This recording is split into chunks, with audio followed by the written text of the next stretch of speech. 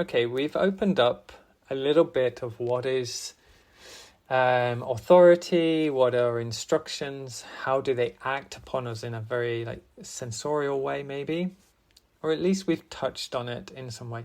Now, in this workshop, I'd like to look at copying and interpretation, accuracy, deviation, misunderstanding as a part of the choreographic world that we inhabit. When we're dancing, copying is often framed as another sort of uncreative, but perhaps there is also a richness in how we copy and in which way we copy.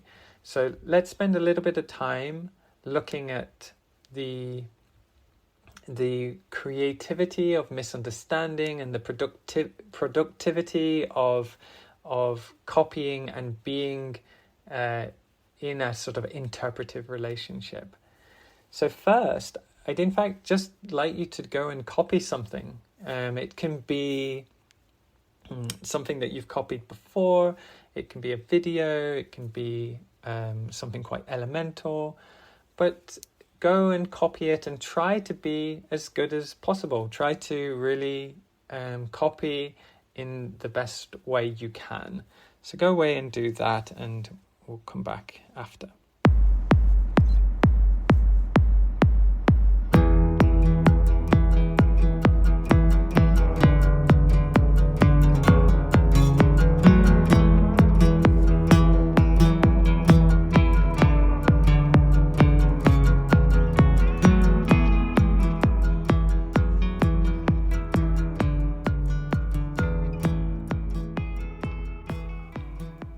Okay, you perhaps are already doing this next one. It's a simple movement, but now I'd like you to copy something badly on purpose. Copy a movement while prioritizing only one aspect maybe, or timing or effort or direction, and letting everything else just fall away, like not being important. So go away. Go back to the thing you were copying perhaps, or go away, find something else and copy it in a bad way. What would that be for you? What kind of things are allowed or not allowed, or included or not included when copying?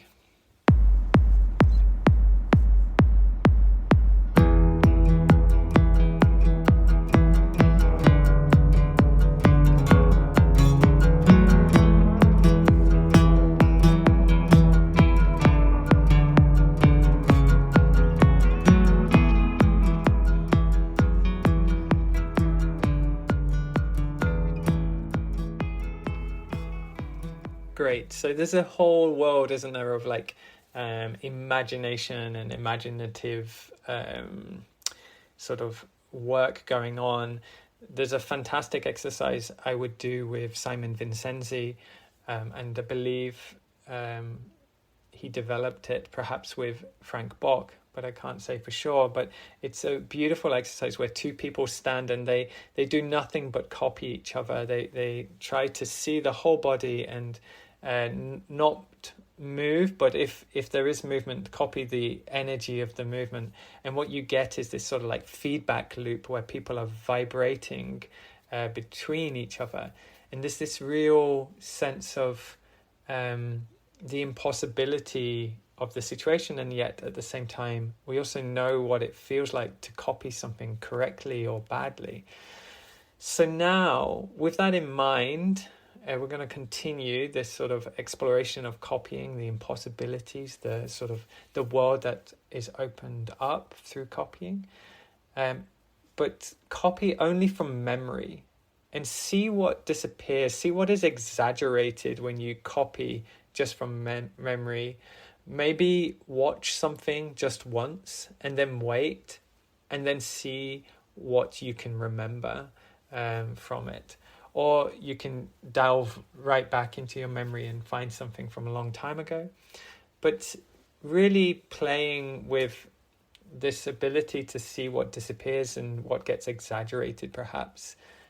So if you can use something that you have ready, see it, take some time, come back and copy it, see what remains, what residue exists in your mind, and then compare the two. If you have the possibility to record and then watch back the two simultaneously, do that and see what role is our memory playing in our copying.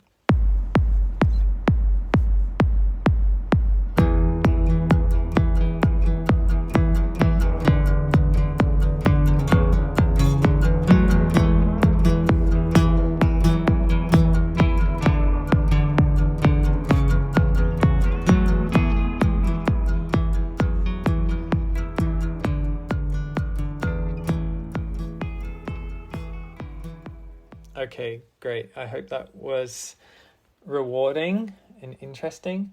This next one is sort of similar. So rather than copying through memory, through time, I want us to copy across mediums.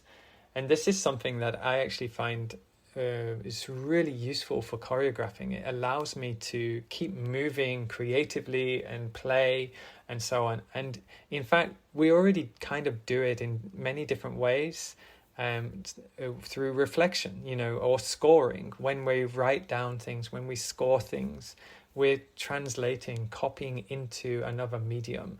So the idea in this exercise is to copy some movement and put it into words, put it into drawing, put it into sound, and then copy it back into movement. So if you can do this with someone else, you could sort of move the movement around, exchange, here's my words and so on, or do it to yourself.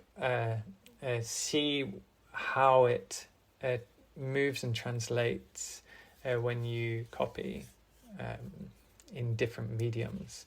I call it reformulation, and I have the what did I call it? Sorry, the reformulation handbook is a sort of guide on my website. You can find it, where I break down all the ways in which we can reformulate things, movements into other things, and I give a sort of breakdown of different possible categories of mediums that we could use and so on.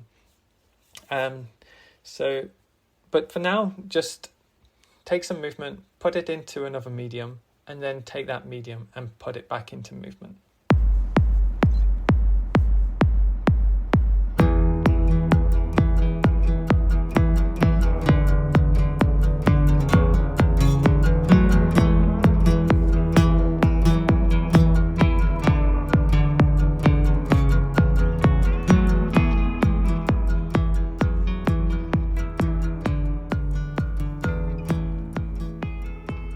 Great.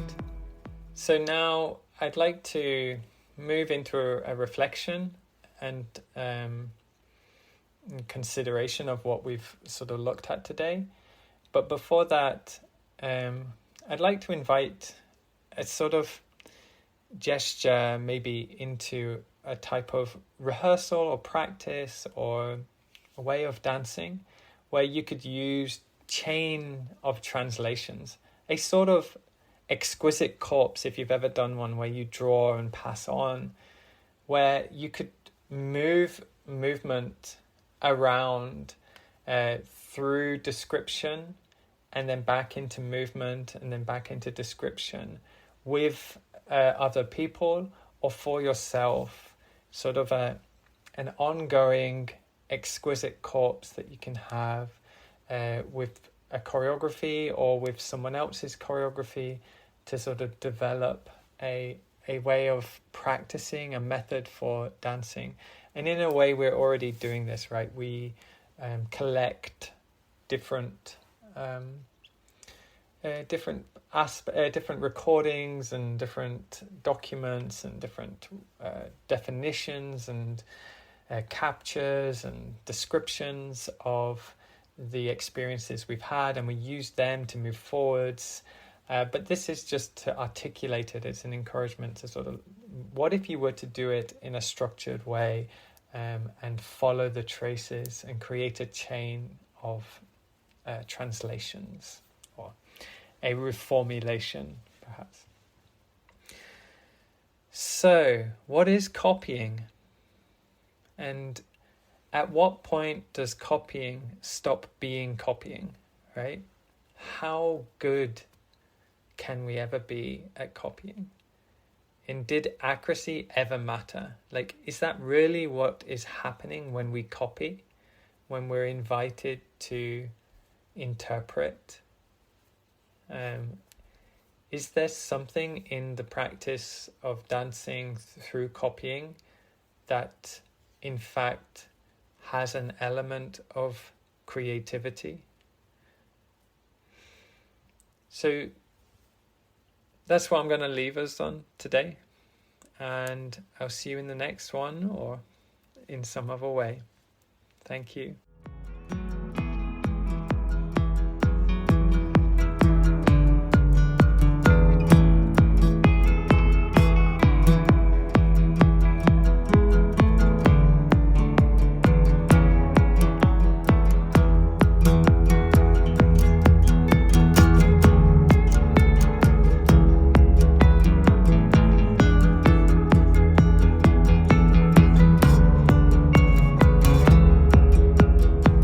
Hi, thanks for listening. If you can support the podcast, please go to paypal.me/dancepeter. I'm just looking for a little bit of funding to help support the cost of the hosting. I hope you enjoyed the episode. Thank you so much.